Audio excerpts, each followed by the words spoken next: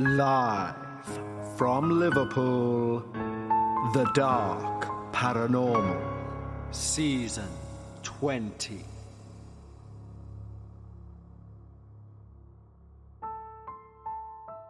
Hello everyone, and welcome back to The Dark Paranormal, Season 20, Episode 3. And first and foremost, a huge thank you, as ever, to everyone who reached out following last week's episode. It was clearly an episode that struck a lot of chords with many of you, and we even had about 10 people reach out and say they needed to stop listening and wait until it was light before they continued, which to me means we're doing something right. And by that, I don't mean necessarily just in an entertainment sense, I mean in the very foundation of why this podcast started. As in, it is The Dark Paranormal. We're regaling your tales. You should be scared. And the reason you should be scared is not because I add a sound effect, etc. You should be scared because I'm reading out somebody else's words, which means these things exist. These things are happening. They're happening right now as I speak to some poor individual that we will never hear from. So I was really pleased when people sent emails saying they needed to continue in the light. Because to me, that meant these stories are getting through. And they are stories. We weren't there. We can only have the tale told by the individual. Which does mean we unfortunately can view this in one of two ways. This is a ghost story podcast, or in the way it was meant to be perceived, this is a podcast which tries to prove to you that the dark side of the paranormal is utterly terrifying. Terrifying and, in my opinion, totally real. And there is a difference between a ghost story and a belief that something is real. And believe me, they are two extremely different mindsets. For example, I lived in a flat with my ex-partner I was convinced was haunted. She was convinced otherwise. One day we were in the kitchen talking about something else, and we both witnessed that tap in that kitchen lift up and turn itself on. Now, I was happy. I was elated at the fact this skeptic had seen proof of the paranormal. And that elation lasted around maybe 5 minutes before I realised if that was in fact the case, that means there's an entity in the flat that can do what it wants, when it wants. And my elation changed to fear quicker than any other emotion I've ever felt change in my life. And immediately I wanted to believe the rational sense or the attempts of rational reasoning my partner was offering, i.e. it's water pressure, etc. Because the alternative, despite my initial utter delight that alternative had shown itself, was in reality utterly terrifying. It was a genuine paradigm shift in how I saw things. And that's what I want this show to be. Now that might be very optimistic of me, but hopefully, following the feedback from shows like last week, we may at least get part of the way there. Now, second-hand items. I don't know how many you own, but I love going to thrift stores, to places like that, and I always come away with something. Sometimes it could be something as simple as a cup, other times it could be as large as a table. Thankfully, the shop I go to most often for a good browse at what they've got in lately is a shop on Edge Lane run by an Irish guy who knows the full history of every item they take in. So it's almost gaining a history lesson when you buy a certain piece. However, as we'll learn today, that's not always the case. But before we move on to today's episode, a huge thank you to our wonderful team over at Patreon. When you join our Patreon team, not only are you also supporting this show and allowing it to be heard by everyone, you also can gain access to each and every show on the main feed, both ad-free and before anyone else. In addition, you can also gain access to our weekly Patreon show, Dark Bites, where for 30 minutes a week we take a look at some of the shorter experiences that we've received, which we can put together for a 30-minute show, and some of them are as short as 2 paragraphs. But as we say on the show, the length of your paranormal experience is in no way indicative of how truthful nor how terrifying that experience was. Plus, you can gain access to the entire back catalogue of over 100 hours of Dark Bites episodes. But for me personally, that all pales in comparison to the fact you join the community. And it is honestly the most open-minded community I've ever seen in relation to the topic of the paranormal. But I've spoken often about how open-minded and welcoming that community is, but it is something you need to experience for yourself. And the following newest team members are going to do just that. So a big hello and welcome to Rax, Dean James, Jesse, Anna, Patrice MacDonald, Arthur, Jack Polman, Chantal Burkhout, Lucy, Quasma Dowdell, Phantasmagoria Journals, Mitchell Taylor, Carria, Bradley Hodge, Crystal Myers, Chase Evans, Brianne Myers, Naya, Emily, Ryder J, Honestly Amy, and Best Move 24. And a huge thank you to each and every one of you. Don't forget, guys, if it sounds like your thing, head over to patreon.com/The Dark Paranormal. And last week we did say we'd have an announcement about a new thing that we're bringing in, and that's going to come after today's experience. But for now, lower the lights, make yourself comfortable, and most importantly, leave your disbelief at the door as we listen to Victorian Elegance, Hidden Malevolence. Hi there. A colleague at work mentioned your podcast after I shared with her in a somewhat emotional way what took place with my family in regards to the paranormal. They said to me this sort of thing needs to be recorded. So I listened to a few of your episodes and decided to send you this email. I'm really not sure where to start, so I guess I'll start at the beginning. My name is Carla, and I live in Ayr, Scotland, with my husband James and our 2 daughters, Phoebe, who's 4, and Emma, who's 6. Of course, I've changed their names just for privacy reasons. Last March, we moved back to Scotland from Manchester, where we'd lived for nearly 8 years. James got a job transfer, and if I'm honest, I was ready to come home. His job wasn't exactly in Ayr, but Ayr's where I grew up. And there's something about being home that felt right. It felt needed. And if I'm being honest, I may have been a bit forceful in how we got there, but I needed to get there. So get there we did. We found a lovely terraced house on a busy street near the centre. It was built around 1800, according to the estate agent. It was 3 stories, it had original features, the works. Of course, all of that meant it wasn't cheap, which meant also furnishing it properly was going to take time. So we brought what we could from Manchester, but we'd lived in a relatively small flat there. So we needed almost everything now we would be in a proper house. And that's how we ended up spending most of our weekends trawling charity shops in small towns, big towns, you name it, we've probably been there. James wasn't thrilled about it, but with 2 young kids and a mortgage, it made sense. The girls really loved it, turning it into a treasure hunt game, and I was always fond of a good rummage. It was in the British Heart Foundation shop that Phoebe found the dresser.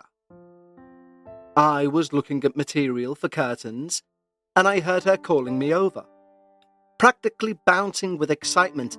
Mummy, look, it's beautiful. She kept saying, it's beautiful. And in all honesty, she was not wrong. It was an ornate Victorian piece, dark wood, intricately carved, and had an oval mirror that must have been the original. The kind of thing you'd expect to see in an antique shop for maybe hundreds of pounds. Not a charity shop for £45. My room, Phoebe announced, as if that would settle the matter. Emma rolled her eyes the way 6-year-olds do, but even she admitted it was quite pretty. James then went to examine it properly, He's practical like that, checking for damage, wobbles, that sort of thing. Solid as a rock, he said. Someone's really looked after this. The woman behind the counter couldn't tell us much about it. I came in the other week, she said. It was part of a house clearance, I think. Beautiful though, isn't it? Your little one has good taste. James and I exchanged glances, and I thought at £45 we'd be mad to not take it. So we arranged for delivery for the following day. When it arrived, the delivery drivers placed it exactly where Phoebe wanted it, against the wall opposite her bed, so she could see herself in that mirror when she woke up. She was absolutely delighted, and that first evening she insisted on rearranging all of her little ornaments, little dolls, all her little fake jewellery that you'd pick up from magazines, and placing them around the little dresser, treating it like a little altar for her stuffed animals and her children's jewellery box. Over the next few weeks, more things arrived and everything was normal. Better than normal, actually. You see, Phoebe had always been a decent sleeper, but after we got the dresser, she was sleeping through the night consistently. She'd wake up cheerful, chattering about her beautiful dresser, how it made her feel grown up. On top of that, the house was now beginning to look like a house. Things were finally coming together after what felt like an eternity. It was early May when I first noticed something odd. I was putting away laundry in Phoebe's room while she was at nursery. As I folded her clothes into the dresser's drawers, I caught my reflection in the mirror. And for just a moment, I could have sworn someone else was stood behind me. Not clearly, just a sense of movement, a shadow. When I turned around, obviously, no one was there. I remember laughing at myself. New house, old mirror, tricks of the light, and these Victorian pieces were probably full of distortions. I made a mental note to give it a good clean with some proper glass cleaner. But over the next few days, it happened again. And again. Always when I was alone in that room. Always just movement in my peripheral vision. I started to dread going up there to put clothes away or to tidy up. I mentioned it to James one evening after the girls were in bed. I said, I keep seeing things in Phoebe's mirror. Trying to keep it light, I added, it probably just needs a good clean. He laughed, not unkindly, but genuinely amused. Carla, love, it's an old mirror in an old house. Of course it's going to play tricks on you. You've been watching too many ghost stories. And that was that. James has always been practical, logical. If he said it was nothing, then it probably was nothing. Except it wasn't nothing. By mid-May, Phoebe's behaviour started to change. Subtle things at first. She became possessive of her room in a way she'd never been before. She didn't want Emma playing in there. She didn't want us tidying, unless she was there to supervise. It has to be just right, she'd say, rearranging anything we'd done and arranging things again on top of her dresser. She also started spending more time alone in her room.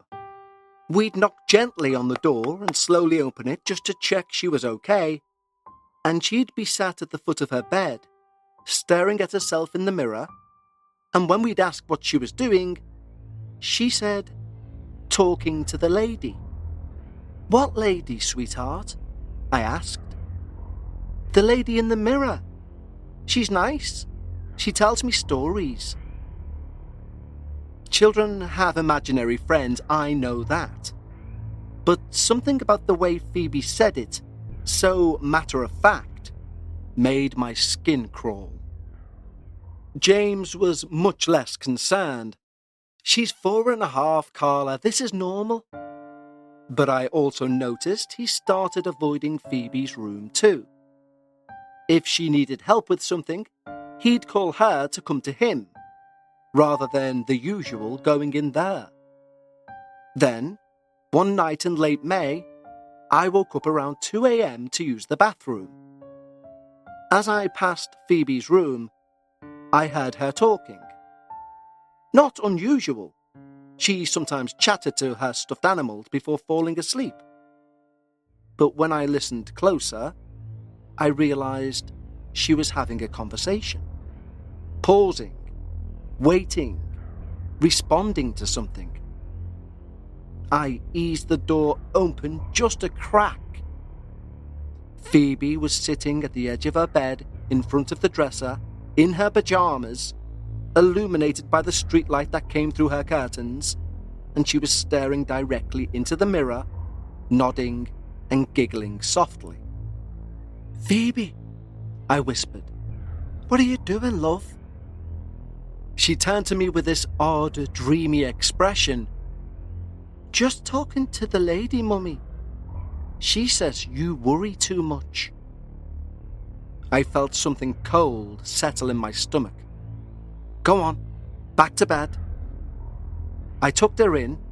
I glanced at the mirror, and in the dim light it looked different somehow. Darker. More reflective than it should have been. That's when I started focusing on that dresser. The very next day, I called that Heart Foundation shop that we bought it from, hoping they may give me more information. The woman I spoke to was helpful, but couldn't tell me much. "Oh, we get a lot of house clearances, love. Plus there's data protection, things like that." "Ah, no," I sighed. "Then not something I'm proud of," but I found the words leaving my lips anyway. "It's just there was a letter in one of the drawers for Stephen. And I wish I didn't read it, but I did. I really need this guy to have it." What was I thinking? After a very long pause, she whispered, "Hold on." She came back a few moments later, again whispering, "Have you got a pen? Because I'm not going to say this again, and I'm putting the phone down when I do." I told her I did. She quickly rattled off an address and said, "It belonged to an elderly woman. She died in her sleep, apparently. No family to collect the things, and for God's sake you never heard any of this from me." Before I could agree, she'd hung up. The next day I'm driving past that address, though I'm not sure what I expected to find. It was a small, terraced house, similar to ours but older, and a sold sign in the garden. There seemed to be new curtains in the windows. Then, again, out of character for me, I thought, maybe the neighbours know something. Again, looking back, it's clear my fixation had quickly become obsession as I was parking up on the street and walking straight up the path of the next-door neighbour. Let's take a quick break to tell you about a wonderful product. Did you know there are more than 1,000 hormone disruptors living rent-free in our world? From the food we eat to the air we breathe, even the skincare we use. They could be messing with your hormones and making you feel like you're stuck in a mystery of your own. And just like a plot twist in a true crime story or one of those unexpected scary moments in our submitters' experiences, hormonal changes like premenopause or menopause can strike at the most unexpected times. And suddenly you're dealing with mood swings, sleepless nights, and all those other symptoms that make you feel like you're losing control. But here's the good news. This is one mystery you can solve with Happy Mammoth. Just take the 2-minute free quiz from Happy Mammoth, answer a few simple questions about what you're experiencing and where you're at in life, and you'll uncover the real culprit behind your hormonal symptoms. And the best part? After taking the quiz, you'll get a personalized recommendation to help you balance your hormones so you can feel like yourself again. The results are impressive. There are over 40,000 reviews on their website. Women cannot stop talking about it on social media. A bottle of Hormone Harmony is sold every 24 seconds. According to a survey, 86% of the women started losing weight, 77% say it improved their mood, and the biggest benefit? 100% of the women surveyed said they're feeling like themselves again. For a limited time, you can get 15% off your entire first order at happymammoth.com. Just use the code DARKParanormal at checkout. That's happymammoth.com and use the code DARKParanormal for 15% off today. The woman who answered looked uncomfortable when I mentioned the previous resident. I felt such a rat. But I'm sorry, this was my family, and you don't know what you're capable of until you feel a threat to your family. Mrs. Mackenzie, she said with a stern face, arms crossed, looking me up and down. Kept to herself, mostly. Bit strange, if I'm honest. Said I was surrounded by ghosts. Mind, I think she told everyone the same thing. Always pointing at you and shouting about spirits and stuff. She glanced about nervously. Why are you asking? Weaving fact with fiction, I said I'd bought something from the clearance sale, and then the fiction part, I'd found a letter addressed to this Stephen. The woman nodded as she listened, but it wasn't a nod as if to say, I am listening. It was a nod as if to say, I'm ending this conversation. Look, she said finally, lowering her voice. I don't care what you bought, but... And she stepped off her step and led me halfway down her path. Well, after she died, there were odd things happening in there when they cleared the house. I worked shifts, and I'd see lights on 2, 3 o'clock in the morning. My husband's up early, and he saw that front door open. He went up to close it, and it slammed in his face. I'd say squatters, but we never saw no one. No windows open, nothing like that. Probably nothing, but... She shrugged and walked me to her gate. Basically, now you leave. I drove home feeling more unsettled than ever.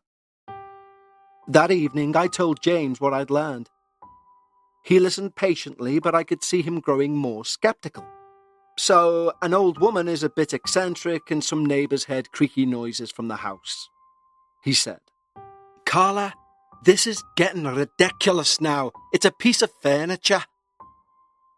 But even as he said it, I noticed his voice had an edge to it. James is from Manchester. His accent is usually quite neutral. But when he said ridiculous, there was something distinctly Scottish about how he pronounced it. Just that one word. Things escalated quickly after that. Phoebe became even more attached to that dresser, but her behaviour grew increasingly concerning. She began having tantrums if we suggested she played elsewhere, even outside. Violent sobbing fits if we mentioned rearranging her room. One morning, I found her out of bed, asleep on the floor, her arms around the dresser, curled up like a cat. When I woke her and asked why she wasn't in bed, she said the dresser was safer, and she felt better sleeping near it. James's response to this was strange. The practical husband, who'd normally insist on proper bedtimes and sleeping in proper beds, just shrugged. If she feels more safe there, then what's the harm? But I was seeing more things in that mirror. Now not just shadows, actual shapes. Figures moving independently of anything in that room, and always when I was alone. The worst happened in early June.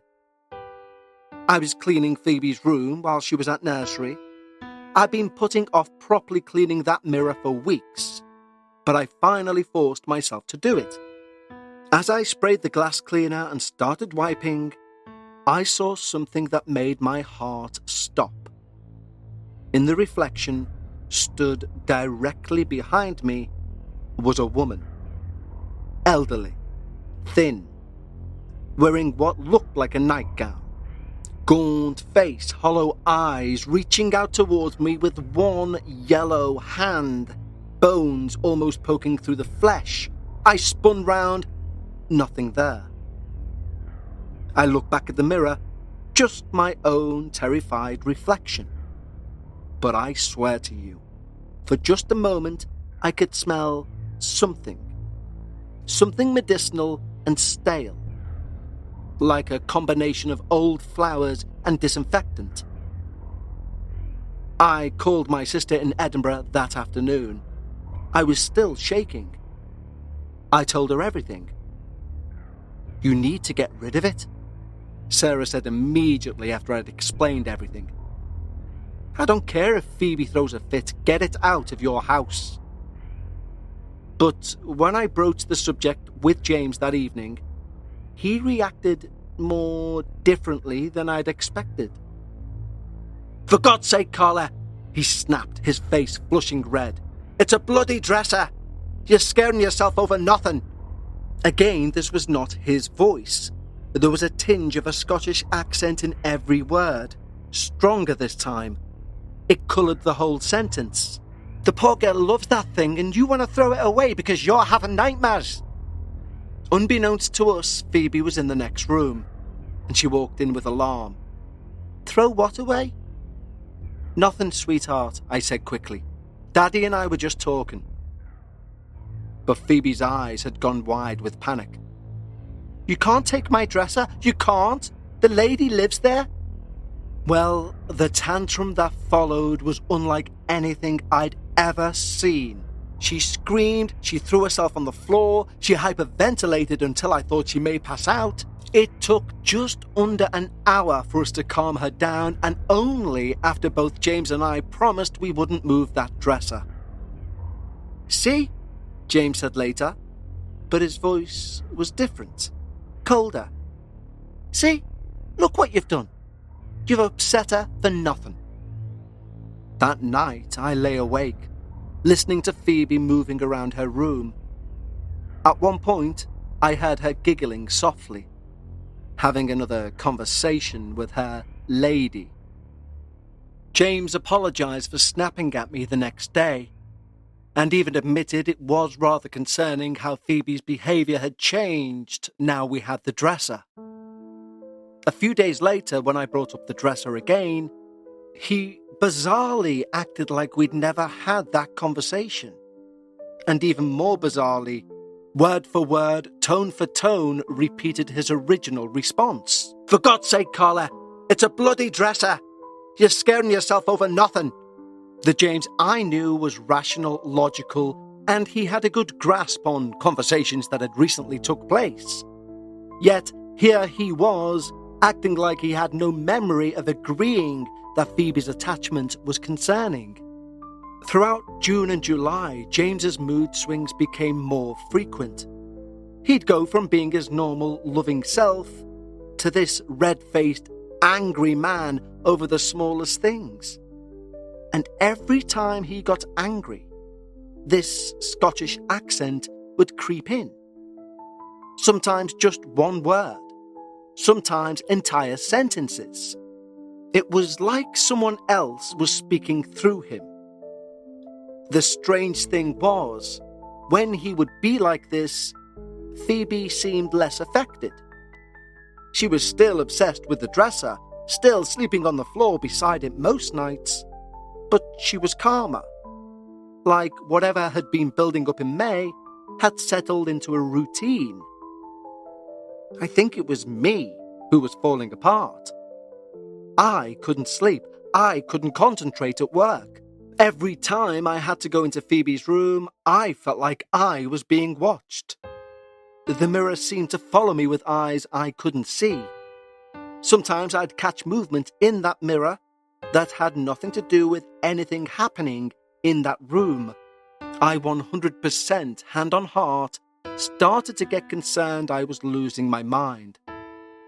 Then, in early August, something happened that changed everything. I was putting Emma to bed when I heard Phoebe crying in her room. Not her usual tantrums either, a real heartbroken sobbing. I found her sitting on her bed, staring at the dresser with tears streaming down her face. "What's wrong, sweetheart?" I asked, sitting beside her. She couldn't speak. She just kept sniffling and pointing at the dresser. "Did you hurt yourself? Did you fall?" She shook her head, still sobbing. "Are you scared of something?" Head shake again. Is it the lady in the mirror?" Head shake, but more violent now. I was running out of ideas. "Is it your stuffed animals, your jewellery box?" More head shaking. "Is it the dresser itself?" Phoebe's head snapped up. She nodded vigorously and threw herself into my arms, clutching me so tightly I could barely breathe. "The dresser's scaring you." She nodded, but her nodding slowed down and her tears stopped as she looked over my shoulder into the rest of the room. Given the awkward angle I positioned myself in, whilst comforting my daughter, I also tried to turn around to face whatever she was looking at in the darkness. My eyes hadn't adjusted to the darkness and it was completely pitch black. But as they slowly did, one part of that room remained black. The left corner. And then it grew. And it grew. Until it was about 9 feet tall. At this point I scooped Phoebe up and we ran out of her room, down the hall and stood on the precipice of Emma's bedroom. I thought if something charges down this hall, I at least want to be in a safe room with both of my daughters. But nothing charged out of the room. Instead, the light turned on by itself. This I know because to reach the light switch, we would have had to see your arm stretch across the doorway, which we didn't. I genuinely think my heart stopped when from Phoebe's now illuminated room stepped a smiling James. The same James I'd assumed was asleep after he left for bed early, claiming he had a heavy migraine. He wasn't 9 feet tall. He was in his pajamas. And his smile was about as authentic as a plastic toy. He made a right into our bedroom, still smiling, staring at me directly, then tapped his forehead and said, "See you. You're near right in the head," he said in a broad Scottish accent before walking back into our bedroom and slamming the door shut. And that's when I absolutely knew that whatever was happening in our house had to stop. The very next morning, whilst James was at work and the girls were at school and nursery, I hired myself a van and I took that dresser to the local tip. The man working there stopped me as I was dragging it towards the general waste area. Hold on, he said. "That's a nice piece. We send the good stuff to charities. It's a shame to see it destroyed." I felt my stomach drop. No, really, it's better it's just gone. He was already lifting it from me to a trolley. "Don't be daft, someone will love this." How could I explain? How could I tell him that this beautiful piece of furniture had been slowly poisoning my family for months? That I'd seen things in this mirror that shouldn't exist? That my husband had become someone I didn't recognise? But I let him take it. I watched him wheel it away towards that charity section. And I've been wondering ever since, who has it now? The difference in that house was immediate. I don't mean over the course of weeks, I mean that very evening. Phoebe slept in her own bed without complaint, never mentioning that dresser once. James came home from work in a good mood and stayed that way, and it was authentically James, Manchester accent and all. The oppressive feeling that had been over the house has gone, just lifted. It's been a good few months now and we've had no more incidents. Phoebe once mentioned the dresser, never anymore. though sometimes I do catch her looking thoughtfully at the empty space where it once sat. James is completely his normal self, no memory of his mood swings or Scottish outbursts, but I remember everything. And I just can't stop thinking about what that worker at the tip said, that someone will love it. I keep imagining this other family, another little girl who thinks she's found something beautiful for her room, another mother who'll start seeing things in an old mirror and convince herself it's just her imagination. I've thought about trying to track down where it went, warning whoever has it now. But even if I did, how would you explain something like this? How would you tell someone a piece of furniture is dangerous without sounding completely mad? I guess that's why I'm writing to you. Putting it all down like this will help somehow, I know. Even if it's just if anyone else out there listening has experienced something similar, they will know they're not on their own. Or maybe someone who has that dresser now by chance listens to this show, and they'll recognise the description and they'll understand why their own family is starting to change. Whichever way, I just hope they figure it out faster than we did. Thanks for reading my email. I know this sounds impossible, but every word is true. Carla, Scotland. P.S. If anyone listening has recently acquired a Victorian dresser with an oval mirror from a charity shop in the Ayrshire area, please get in touch with Kev. I know how crazy this must sound, but you need to know what you're dealing with. And there, Carla's amazing email ends. Thank you so much, Carla, for sharing that amazing and terrifying experience with all of us. I will also add, my Scottish accent there was obviously terrible, but Carla did put in her email a phonetic way for me to try and do that accent, as she said it was pivotal to her experience. So I apologise sincerely if anyone took offence by my awful accent. It's not my best thing I do, but also I agree with Carla. It was pivotal to her experience. When I first read this email, the very first thing I'd done was think about all of the second-hand items I've purchased, and there are quite a few. One room in particular is 80% made up of things I've found in thrift shops or charity shops, antique Edwardian furniture, etc. And although one of those items an alleged psychic friend of mine told me needed cleansing and indeed cleansed it themselves, I am now pausing for thought about the other items I own. But Carla, thank you so much for this amazing experience. And as Carla rightly says at the end, if you've come across this antique dresser, by all means do get in touch with the show. Contact at thedarkparanormal.com. Now, of course, as we've said previously, that's no longer the address for your emails regarding stories. That can be found in the link in the show notes or by directly visiting the website thedarkparanormal.com, and then there's a Submit Your Experience button for you to do so there.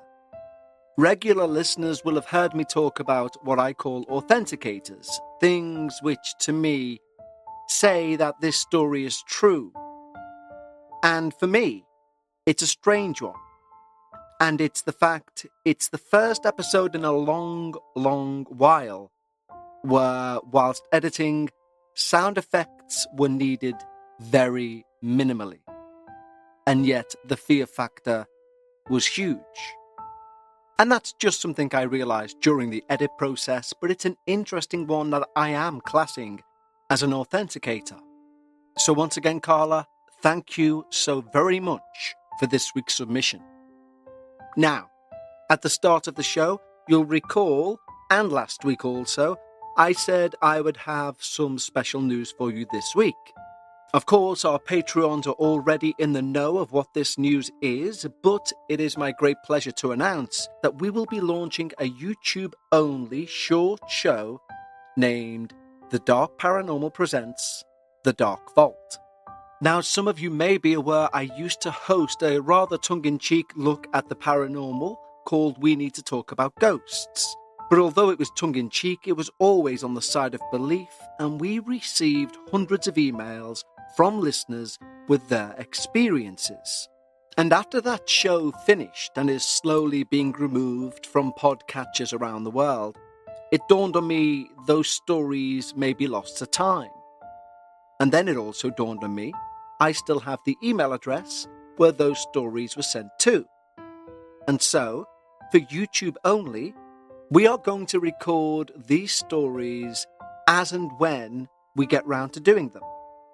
And that's why we're keeping it as YouTube only. So there's no set schedule, but they will be coming. You may get 4 a week, you may get none. But the Dark Vault is going to eventually work their way through the entirety of the We Need to Talk About Ghosts back catalogue of stories. Some not so chilling as the Dark Paranormal, some very chilling.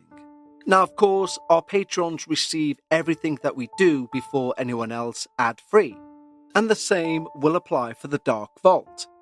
Patrons will also receive an audio version of that video because Patreon as a company does that automatically when you upload a video.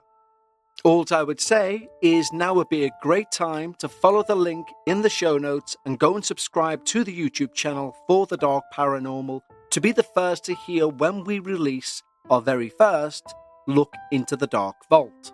I found my feet with that podcast. It was my first show. I have great memories of that podcast, and there are stories and experiences from that podcast which stick with me to this day, and ones I most certainly want to share with you, the Dark Paranormal audience. You may wonder, why is it just on YouTube? And the simple reason is, some of these stories may be 5 minutes in length, others longer, some maybe even shorter. In addition, I didn't want to set time scales, as in one will be released every Tuesday, because in all truth, my calendar is pretty full as it stands. But when I get the spare time to look back into that vault, I want to be able to share those stories with you. So as I say, now is the perfect time to click the link in the show notes, click subscribe, and that way you will be notified each and every time we do a new drop of the Dark Vault. But for now, I want to thank each and every single last one of you for joining me on your show, The Dark Paranormal. For our Patreons, I'll speak to you again on Sunday for another installment of Dark Bites. And for everyone, stay safe, take care, and remember, when you're discussing the paranormal, always try and leave some of your disbelief at the door. And I'll catch you next time, right here on the Dark Paranormal.